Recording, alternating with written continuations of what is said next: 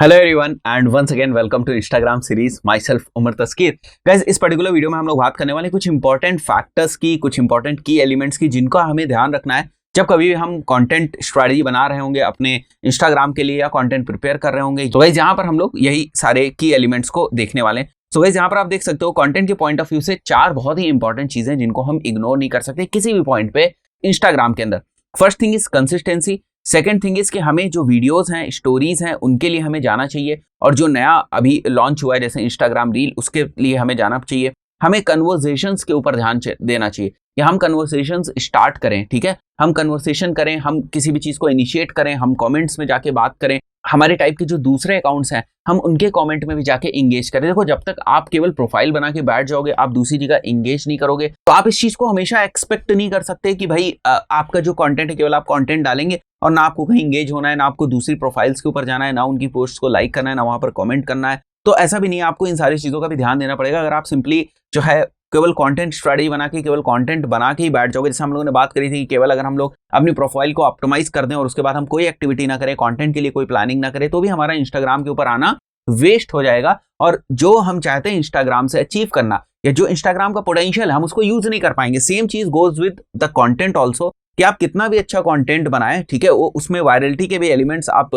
डालेंगे, कुछ आपकी पोस्ट जो है वो वायरल भी होंगे, उसके बाद भी ये जरूरत पड़ती है कि आप कुछ कन्वर्सेशंस जो है उनको स्टार्ट करें। हो सकता है लोग आपके पास कमेंट कर रहे हैं, आपके जो कंटेंट है उसके ऊपर कमेंट कर रहे हैं, वहां पर भी आपको रिप्लाई देने की जरूरत, वहां पर भी आपको कन्वर्सेशन जो स्टार्ट हुआ है उसको थ्रेड बनाना है, ठीक है, उसको थोड़ा सा लेंथ प्रोवाइड करनी है उस कन्वर्सेशन को, ताकि आप वहां पर कुछ इंफॉर्मेटिव चीज दे सकें और लोग आपसे इंगेज हो सकें, ठीक है, एक अटैचमेंट वहां पर बिल्ड हो सके। उसी तरीके से यहां तो हो गई कि किसी और ने कन्वर्सेशन स्टार्ट किया था और आप उसको जो है कैरी फॉरवर्ड कर रहे हैं, ठीक है। अगर किसी ने कमेंट कर दिया पहले, तो आप उसका रिप्लाई देंगे, फिर सामने से वो रिप्लाई देगा, तो एक कन्वर्सेशन बिल्ड हो जाएगा और आप उसमें इनिशिएटर नहीं थे, आप उस कन्वर्सेशन के इनिशिएटर नहीं थे। बट कई सारी केसेस में ऐसा भी होगा कि आप दूसरे अकाउंट्स के ऊपर जब जाएंगे तो वहां पर जो पोस्ट है, वहां पर जो कंटेंट है, वहां पर आप अपना जो है कुछ ना कुछ कमेंट वगैरह डालेंगे, तो वहां पर आप कन्वर्सेशन स्टार्टर हैं, ठीक है। तो कंटेंट के पॉइंट ऑफ व्यू से, चाहे वो आपका कंटेंट हो चाहे किसी दूसरे का कंटेंट हो, आपको कन्वर्सेशंस के ऊपर भी फोकस करना है। अगर आपका कंटेंट है तो फिर आप ऐसा कंटेंट बनाएंगे जहां से कन्वर्सेशन ट्रिगर हो सके, जहां से कन्वर्सेशन स्टार्ट हो सके।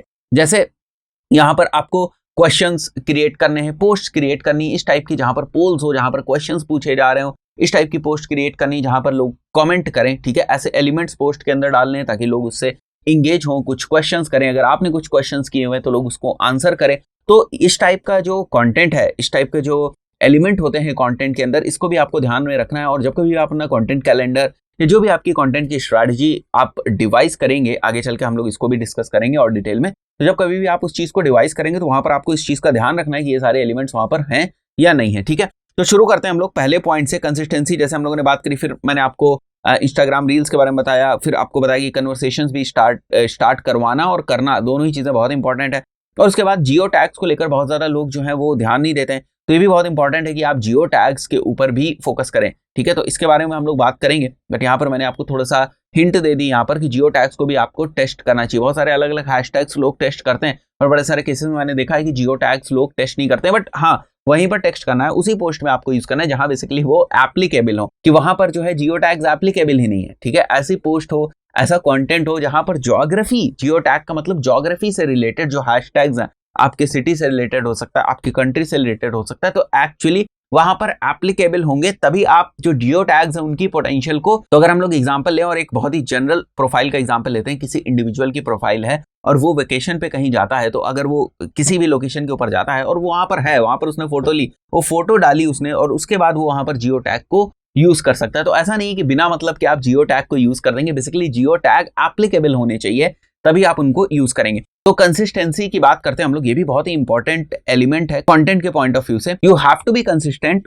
With the frequency of your post और try to improve along with the content. कहने का मतलब यह है कि जैसे अगर आप आज एक पोस्ट कर रहे हैं डेली, तो मान के चलते हैं कि अगर आज की डेट में आप डेली एक पोस्ट कर रहे हैं, तो कुछ दिन बाद आप उसकी फ्रीक्वेंसी को इंक्रीज करेंगे, उसके बाद आप 2 पोस्ट करने लगेंगे, उसके बाद 3 पोस्ट करने लगेंगे, क्वालिटी ऑफ कंटेंट भी आप जो है वो इंप्रूव करेंगे। तो ये चीज होनी चाहिए। एक तो आपको कंसिस्टेंट रहना है, और कंसिस्टेंट रहने के साथ साथ आपकी जो क्वालिटी है उसको भी इंप्रूव करना है, और जो आपकी फ्रीक्वेंसी है उसको भी इंप्रूव करना है। अब यहाँ पर एक बहुत ही इंपॉर्टेंट चीज है, तो गाइस कंसिस्टेंसी का मतलब ये नहीं होता है कि आज आपने जो है 3 पोस्ट डाल दी, फिर कल भी 3 डाल दी, मतलब 1 महीने तक तो आप डेली 3 पोस्ट डाल रहे हैं, जिससे इंगेजमेंट आ रहा है, जिससे बहुत सारे लोग जो उनको पता चल गया कि ये प्रोफाइल जो है लाइव है, लोग इंटरेक्ट हो रहे हैं आपके पोस्ट से। और उसके बाद 1 महीने बाद क्या होता है कि आप उस फ्रीक्वेंसी को मेंटेन नहीं कर पा रहे हैं। जो आप डेली 3 पोस्ट कर रहे थे, रेगुलर बेसिस पे 3 पोस्ट डेली आप कर रहे थे, आप उस फ्रीक्वेंसी को अब मेंटेन नहीं कर पा रहे हैं, उस फ्रीक्वेंसी को कैरी फॉरवर्ड नहीं कर पा रहे। तो ऐसे केस में होगा क्या, जो फॉलोअर्स आपने गेन किए वो फॉलोअर्स भी लूज होंगे,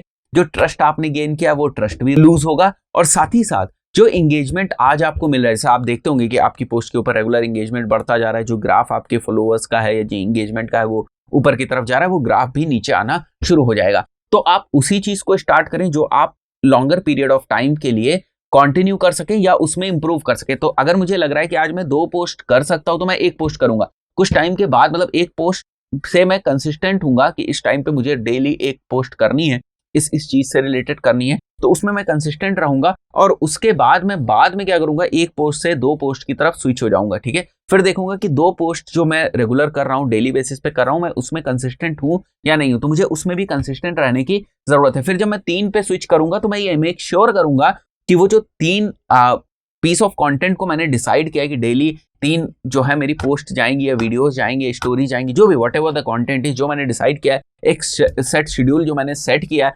वो मैं कैरी फॉरवर्ड कर पाऊंगा या नहीं एक लॉन्गर ड्यूरेशन ऑफ टाइम के लिए। तो ये भी बहुत ज्यादा इंपॉर्टेंट है। तो वही यहाँ पर लिखा हुआ है, never reduce your efforts, you will reduce your followers and engagement too. मतलब अगर आप एफर्ट्स कम करते हैं, जैसे आपको लगा 3 आप डेली कर रहे थे, जो मैंने अभी आपको समझाया, और उसके बाद आप 1 पे आ गए, किसी दिन 0 पे आ गए, किसी दिन 2 पे आ गए, तो ये जो आप अनइवन जो पोस्टिंग करेंगे या जो आप कंसिस्टेंसी अपनी लूज करेंगे या जो रिदम बन चुका था उसको लूज करेंगे, तो इंस्टाग्राम का भी एल्गोरिथम भी बहुत ही ज्यादा स्मार्ट है, वो भी इस चीज को कैच कर लेगा। Now content calendar is super important, ठीक है। अभी क्या है कि बहुत सारे लोगों का कहना है कि अब कंटेंट कैलेंडर जो है आउटडेटेड हो गया, अब हमें कंटेंट कैलेंडर की जरूरत नहीं है। ऐसा नहीं है गाइस, हमें हमेशा कंटेंट कैलेंडर की जरूरत पड़ेगी, अदरवाइज आपको प्रॉब्लम होगी कि कल आपको कौन सा कंटेंट पोस्ट करना है, और जब आपके पास 3 4 5 क्लाइंट्स होंगे तो और भी ज्यादा प्रॉब्लम होगी। तो ऐसे में जरूरी होता है कि आप कंटेंट कैलेंडर बना के रखो स्टार्टिंग में। बट अब ये चीज है कि एक कंटेंट, जैसे आपने इंडिविजुअल पीस ऑफ कंटेंट बनाया, तो वो केवल अलग ही नहीं एग्जिस्ट करना चाहिए, उसकी मैपिंग भी होनी चाहिए, मतलब वो कंटेंट